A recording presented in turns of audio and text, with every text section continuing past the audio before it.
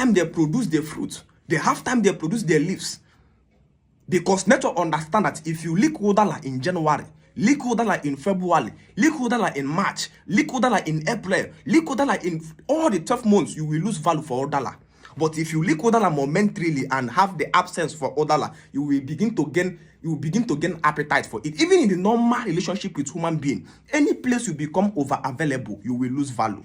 Absence creates value. It is when you become absent that people will see the vacuum you are covering in their life. The Ogbonge people have an adage that when two people become too close, it's important that sometimes they give themselves space so they can see the importance, the vacuum you are covering. Absence creates value. In the law of economics, excess abundance of supply destroys price completely. Mark chapter 11 from verse 12 to 15.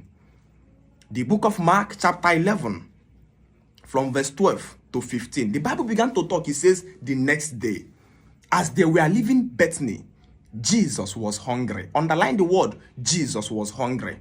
The purpose, the intention.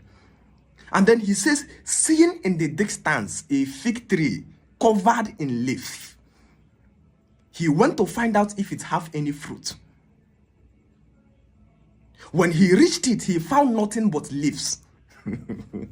Because it was not the season for the figs. Underline the word, because it was not the season for the figs. The figs is covered in leaves because it have reproduction ability. It is alive. It is passing through the process of season, preparation to start bearing fruit. It says it wasn't the season for the production of leaves. Verse 14, it says, then he said to the tree, may no one ever eat from you again. This is the word of Lord. Thanks be to God. So the Bible is actually narrating a picture of a criminal who bent on destroying the pathway of nature and the pathway of process. Because nature follows process, and the process of nature is the pathway of invention. And so in the process of nature, nature puts these trees to produce in season so their value can be eternal, so they can be valuable for life.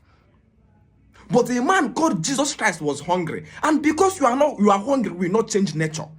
Because you are hungry, will not make yam to grow for you in December, to go and plant yam in November. These things follow process. We align, not we trying to force our own intention to nature to agree.